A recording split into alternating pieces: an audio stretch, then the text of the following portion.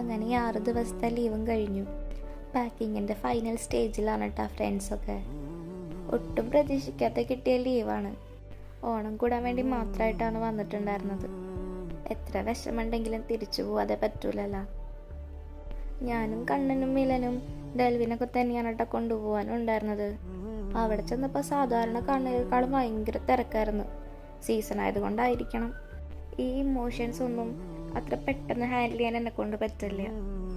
അതിപ്പോൾ ഇമോഷണലിയും മെൻ്റലിയും അത്രയും കണക്റ്റഡ് ആയ ഒരാളാണെങ്കിൽ പ്രത്യേകിച്ച് പറയും വേണ്ട.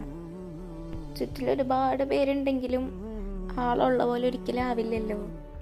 പെട്ടെന്നൊരു ഒറ്റപ്പെടലാണ് നമുക്ക് ഫീൽ ചെയ്യുക. ഈ ലോങ് ഡിസ്റ്റൻസ് റിലേഷൻഷിപ്പ് എന്ന് പറഞ്ഞ സംഭവം പുറമേ കാണുന്നവരെങ്ങനെ നോക്കിക്കാണുമെന്ന് എനിക്കറിയില്ല. പക്ഷെ അത് അനുഭവിക്കുന്നവരെ സംബന്ധിച്ച് അത് ഭയങ്കര കഷ്ടപ്പാടാണ്. അവരെ ഓർക്കാതെ നമുക്കൊന്ന് ബ്രീത്ത് ചെയ്യാൻ പോലും പറ്റില്ല എന്നുള്ളതാണ് സത്യം.